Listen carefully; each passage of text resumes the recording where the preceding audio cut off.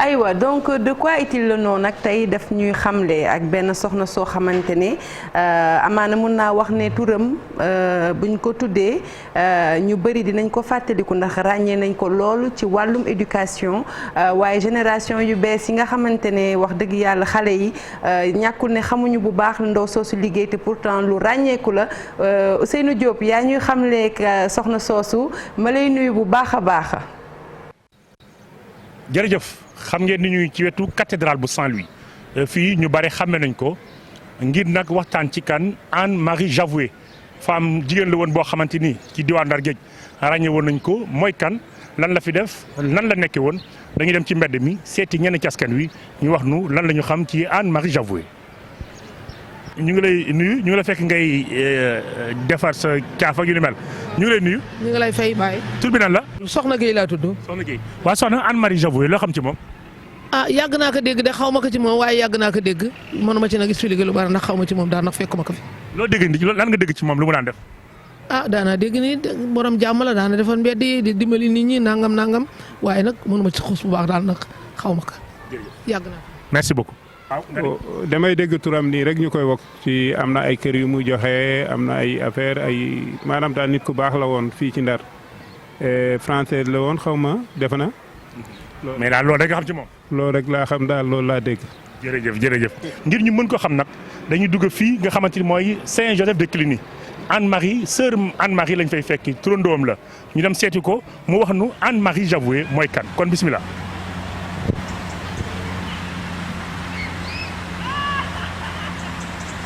ñu ngi fi nga xamante mooy chapelle bi nekk ci Saint-Joseph de Cluny ñu nekk ak sœur Anne-Marie Sène ñu ngi lay nuyu. maa ngi leen di fay monsieur Diop. Anne-Marie Javoué moo nekk nii suñu ginnaaw moom mooy kan. Anne-Marie Javoué benn jigéen la je dirais benn dame moom moo fondé congrégation mbootaayu sœuru Saint-Joseph de Cluny yi. moom mu ngi juddoo fële sa France Jalange fi ñuy naan Jalange ci Côte d'Or foofu la juddoo màggee Chamblanc yaroo fa maison familiale am mu ngi foofu Chamblanc benn village tamit. donc Anne-Marie Javoué mu ngi juddu le 10 novembre 1779 fële sa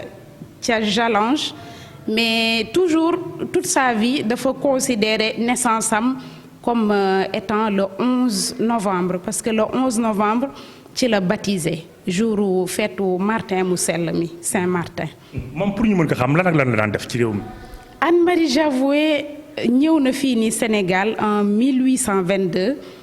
jigéen ju jàmbaare la woon jigéen ju jàmbaare surtout période am nga xamante ne nit ñaa ngi woon ci esclavage maanaam jënd ak jaay nit ku ñuul. di ko liggéeyloo sans li ñu xam léegi nga daan sa doole ñu fay la voilà ñëw na Afrique dem na yeneen dëkk tamit comme Île de la Réunion foofu la njëkk a dem déjà daan na jàppale askan wi surtout comme ni ma ko doon waxee sànq nit ñu ñuul ñi maanaam esclave yi di leen jox ay tool ñuy liggéey ngir mën a retrouver seeni liberté. mën nañ jàpp sax yenn écoles yi moo tax mu daal di sosu. effectivement surtout fii nii Saint-Louis bu mu fi yónnee ay sëram 1819 ñëwal na boppam 1822 moom la ñuy fêté nii année bi 1822 comme ñoo ngi ci 2022 bi. kon nag mi ngi noonu Anne-Marie Javoué kon mi ngi juddu ci atum 1779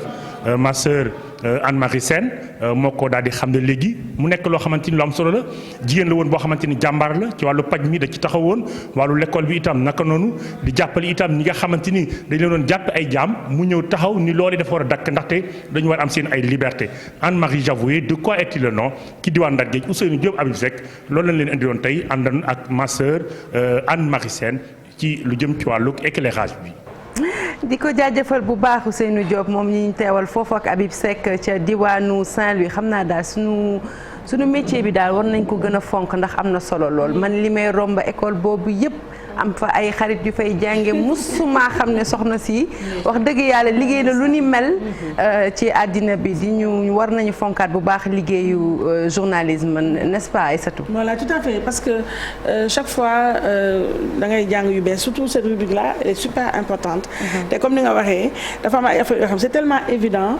yoo xam ne doo xam sax ne ndekete lii ça renvoie à ça. man Anne-Marie Javoué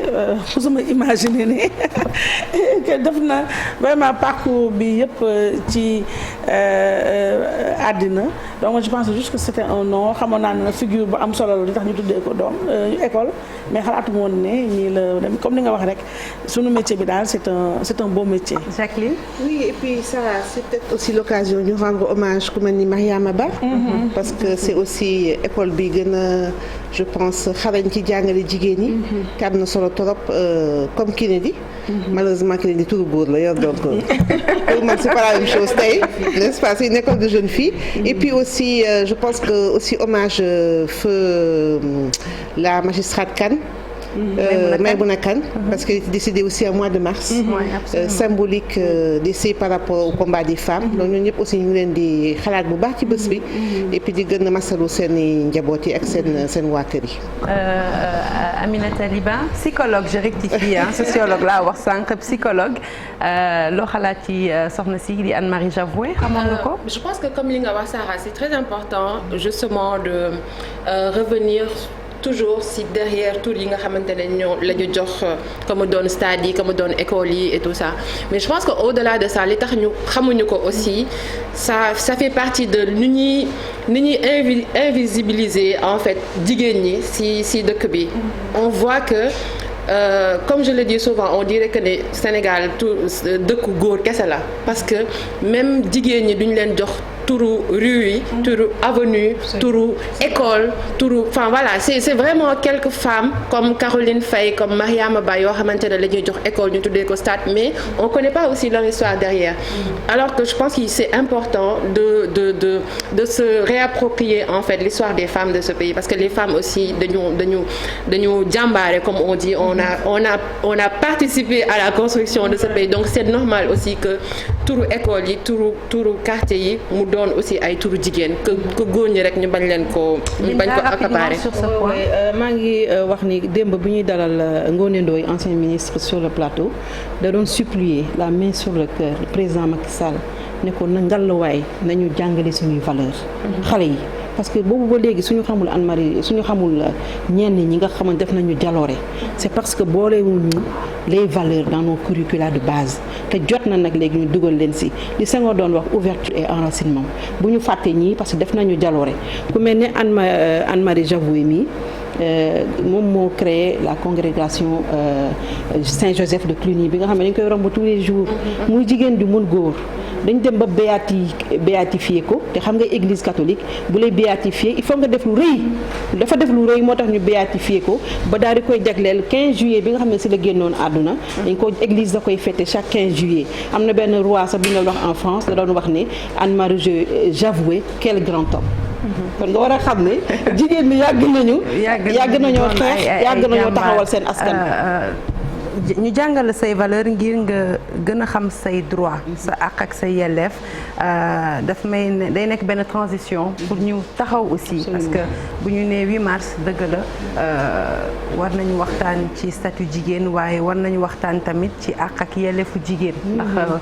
je pense que combat boobu sax bu ko jigéen ñi di jóg di ko porter loolu la woon bëggoon ñu gën leen jox seen gëdd bëggoon ñu gën leen reconnaître bëggoon ñu gën a reconnaître seen àq ak seen yelleef donc damay poser question ki nga xamante ne moom mooy spécialiste bi on va dire un peu sur le plateau Aminata Liban tey bu ñu doon taxaw seetlu ci droit yi nga xamante ne jigéen ñi ñu ngi koy revendiquer lan lañ ci mën a wax. alors liñ ci mën a wax bëri na Sarah juste pour commencer sànq maa ngi koy tooñee un peu Malick on rappelle que ne journée bi c'est une journée internationale des droits des femmes ce n'est pas la fête des femmes ce n'est pas la fête des mères ce n'est pas voilà donc c'est vraiment une journée pour jàngat taxaw seetlu ci droit wu ak yelleefu jigéen ñi si àdduna bi ak si Sénégal fan la toll lan la ñu jot a am lan la ñu war a comment dire gën a revendiquer et tout ça donc par exemple rek ci Sénégal on voit que man en plus de la psychologie je fais partie d'un collectif féministe je suis féministe et certains disent que je suis féministe radicale mais voilà je suis féministe quand même et ce qu'on voit mooy que ne fii Sénégal dafa am loo xamante ne dafa waroo en fait suñu constitution ak loi yi en fait dafa waroo parce que constitution bi dane góor ak jigéen ñoom ñëpp ñoo yem kenn waruñu discriminer kenn en fait selon ce genre bon même si genre léegi on l'a un peu galvaudé selon ce sexe on va dire donc que tu sois góor wala jigéen nga nekk sénégalais yow yéen a yem droit ci dëkk bi mais boo duggee ci loi yi lu ci mel ni code de la famille yàgg nañ ko wax code de la famille en fait dafa am ay dispositions yoo xamante ne dafay discriminer jigéen ñi par exemple su fekkee ne da nga am doom te nekkoo ci buumu sëy sa doom en fait mënoo ko reconnaître wala doom ji ci boppam moom mënul def recherche de paternité donc am na ay dispositions loolu ci la bokk le fait aussi tamit que ne ñu ne góor moom mooy chef de famille par exemple yow Saha boo amoon tey jëkkër ma jël exemple ci yow mu ne la da ngay dem sëy ji Diourbel moom mooy domicile conjugal bi yow amoo ci benn droit da ngay bàyyi sa liggéey fii dem sëyi Diourbel boo ko deful dañ ne la voilà abandon de domicile conjugal donc yi am na yu bëri yoo xamante ne ay dispositions yu bëri yoo xamante ne dafa nekk ci suñuy loi loo xamante ne dafa waroo ak li constitution bi wax leneen li mooy dëgg la jigéenu Sénégal xeex nañ ba ñu am la loi sur la criminalisation du viol. On sait que les violences conjugales ak violences sexuelles c'est vraiment quelque chose de massif. C'est quelque chose boo xam ne ça arrive tout le temps et en fait amuñu benn centre de prise en charge boo xamante ne état bi moo ko teg pour wax ne jigéen ñi kat su leen lii dalee mën nañ dem fii jooytu ko fa dinañ gis psychologue dinañ gis sage-femme dinañ gis koo xamante ne moo leen di jàppale pour seen suivi donc loolu noonu yëpp même su fekkee ne criminaliser nañ viol bi. On voit que dans les tribunaux dans la loi comme góor ñi toujours ñoom ñooy nekk ay juges ñoom ñooy rendre verdict yi et góor ñi pour man encore une fois ils ont pas la mesure xamuñu lan mooy viol en fait bon peut-être que xam nañ ko mais en tout cas ils maintiennent en fait benn confusion boo xamante ne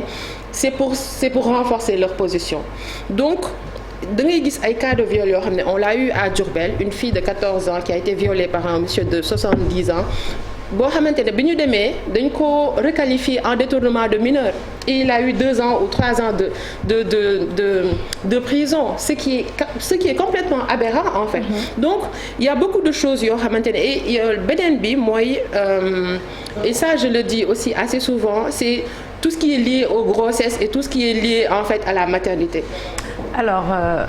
dinañ ñëwaat ci loolu ma bëggoon sentiment Aïssatou ak Jacqueline si loolu su ñu waxee ci combat yi droit yi est-ce que da ngeen am impression comme Aminata bon bien entendu que di des bëri na mais au moins est-ce que ñu ngi teg ay jéego pour avancer. man nag Sarah dama jàpp ne jéego yi ñu ngi koy teg bon an mal an mais li ma jàpp surtout mooy bu ñu waxee ne nguur gi xam nga jéego yi lu si bëri état bi lañ ci moom lañ koy xaar ndax moo yor tëggal guy gi mais man dama jàpp aussi ne il faut tamit ñu poser question ñun femmes yi ñun yan jéego la ñu tegal suñu bopp. Parce que quand on parle actuellement on parle beaucoup de leadership féminin etc.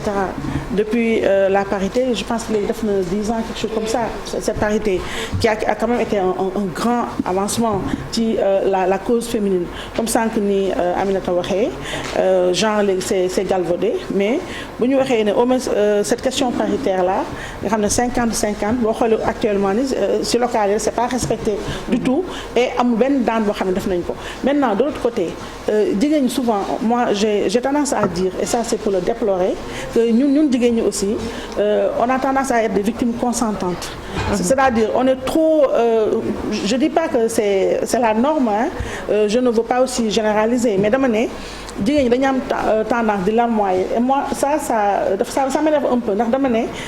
dañu nekk ci benn société comme ça ni ko Aminata waxee c'est tout à fait vrai dañu nekk par exemple au Sénégal en Afrique ñun fii duñ ñu may dara en tant que femme et lépp lu ñu am fii dañ ko xëcc ji dañ ko foqati indi ko maintenant ci foqati boobu aussi il faut ñu taxaw seetlu lan la ñu defal suñu bopp est-ce que on a tout le temps être là di tàllal loxo est-ce que état bi ñu def nii góor ñi nañu def nangam si ñun par exemple fii Sénégal tout le monde sait que pan bu gën a important mooy politique et cetera comme ni ko Amina da waxee xoolal affaire femme affaire abandon responsabilité famille bi par exemple les charges déjà tey jii jigéen ñu bëri ñoo yor seen kër yi mais elles sont pas reconnues par la loi tey jii li Aminata wax ñu bëri ñu ngi koy dund koo ko dund yow personnellement xam nga ko dund léegi qu'est-ce que les femmes ont fait pour changer cet état de fait aujourd'hui on a énormément d'associations de femmes et ça va quoi. Mais mën naa rebondir. Je suis pas d'accord avec ça parce que pour man. Comme ñun on n'a pas le pouvoir on est encore une fois dans une société patriarcale boo xamante ne ce sont les hommes qui dominent ce sont les hommes qui ont le pouvoir économique ce sont les hommes qui ont le pouvoir politique et tout ça donc même la parité c'est parce que le président Abdoulaye Wade a bien voulu en fait donc voilà en fait moi pour man c'est vrai que on doit s'organiser on doit avoir des associations encore plus fortes et tout ça mais encore une fois dañu nekk ci société boo xamante ne on n'a pas le pouvoir te comme on n'a pas le pouvoir on négocie avec les gens qui ont le pouvoir et ñoom ñoo ñuy dégtal en fait comment on marche et comment on fait. Tu es d'accord que pour négocier avec le pouvoir loolu mooy sa jigéen xam na ko mooy maslaa naxante mais il faut aussi que ñun suñu bopp ñu am un semblant d'entente qu'on sache au moins ce qu'on veut comment y arriver mais bu fekkente ne on a 100 millions d'associations qui se réclament des femmes ñoo xam ne déjà seen combat yi xoolal fii actualité bi li fi xew chaque jour il y a des femmes il y a des maltraitances ci jigéen ñi mais le combat n'est pas unique n'est pas un le combat est presque pluriel ba pare femmes yooyu lu si ëpp man li may déplorer ñu bëri dañuy jàpp ne ça genre ça fait le buzz c'est chic de dire de se réclamer d'une association de femmes mais sur le terrain qu'est-ce que les femmes font réellement pour la cause féminine pour défendre leurs droits aussi on n'est pas là à tendre la main à pleurnicher l'état li na les mots d'accord mais ñun tamit il faut que qu'on arrache les choses. Absolument Jacqueline. waaw man je voulais dire aussi que am na benn un pouvoir effectivement comme dit Aminata amuñu ko mais ñun ñoo ko mën a jëli. Les victimes am nañu possibilité benn moment décider de changer la donne parce que loolu victime rek ko mën. Un bourreau il est forcément dans des acquis. Donc il ne va pas changer. Je pense qu'aujourd'hui, on a fait de discrimination possible pendant des années. Il faut aussi que les femmes aient la lucidité de l'impact bu loolu am au quotidien. Parce que ñu mel ni ñun bu ñu gisee suñu profession gis nañu changement yi am. C'est des changements palpables. Tey boo gisee chef de famille nga xamante ne statistique Sénégal du ñu reconnaître seen pouvoir économique tey te pourtant il y a un pouvoir économique des femmes. Démb maa ngi doon déglu benn Sénégalais mu ne jigéen nañ ma baal parce que je sais que Sénégal dañu coquette mais les Sénégalaises di investir ci coquetterie. bu ko defoon ci entrepreneuriat société tey on aurait des femmes aujourd'hui dans ce pays-là qui seraient des capitaines d'entreprise et d'industrie mais malheureusement dañu bëgg dara ba pare bëgg contraire loolu. mais dafa am benn jàng bi aussi. mais ñun ñooy éduquer Sarah et je termine sur ça gis nga ñun ñooy éduquer jigéen ñi on a la chance aujourd'hui d'avoir des parents des papas absents presque dans les familles. ça veut dire que ñun ñooy éduquer fi mu ne suñu doom yi ku nekk mën nga implémenter tey ci éducation xale yi loo xamante dina changer yow par rapport ak sa vécu. man damay jël benn cas man dama am ay jumeaux macha allah góor ak jigéen. mais man musuma nangu sama doom bu góor am autorité sama doom bu jigéen. mais ça ce sont des choix à la base nga xam sa biir sa famille nga koy def parce que tey boo nangoo mag bu góor bu dóore di nga nangu suba keneen ak keneen dóor en termes d'autorité masculine. donc defe naa am na ay changements yu am yu ñu war a aussi reconnaître. ci kaw loolu après comme dit Aminata ñu xam ni xeex bi mënut a jeex dafay door sax. parce que tey boo gisee excision fàtte nañ ko mais ñaata combat la woon. ñaata année la durée ah tey loo xamante ni aussi maltraitance femmes yi. kañ lañ ciy wax sérieusement mu bañ a nekk juste ay thématiques d'atelier wala de séminaire wala ay rencontres fortuites parce que bu dul woon 8 mars est-ce que dañu fi daje mën am ay jigéen kese tamit loolu aussi est-ce que ñu aussi war nañu nangu chaque fois ñu ñuy paramétrer ci ay reconnaissances ponctuelles ay reconnaissances journalières alors qu'on sait qu'aujourd'hui le monde aussi est mené par les femmes autant que les hommes donc je pense que c'est des combats yoo xam ne c'est au quotidien qu'il faut les mener sans hargne contre les hommes parce que c'est aussi des partenaires et des alliés dans ces combats-là on ne fera rien sans eux il ne faut pas se tromper la cellule familiale c'est aussi des hommes avec nous nos fils qui interagissent ci seen relation ak ñun tamit et c'est important et puis ñu bàyyi bu xale bu góor jógee école 17h mu dem terrain de foot jigéen bi war dem moom toppatoo leen ci kër gi parce que loolu aussi dafay implémenter benn schéma mental buy tax dañuy nekk fi di servir góor yi wala aussi ñuy servir seen bopp ci yenn kii plan de carrière ñaata Sénégalais pour terminer ñoo mën a tey dimbali jigéen mu mën a carrière Sénégal. alors xoolal grande dame yi tey Sénégal sans bëgg tudd ay tour mais ñaata la ay góor accompagné ba ñu àgg fi ñu àgg tey souvent c'est des femmes qui sont divorcées qui sont seules et c'est un souci. loolu je pense que ki nga xamante ne moo ñu fekk ci plateau bi dina am cawarte waxtaan ci ndax li ñuy wax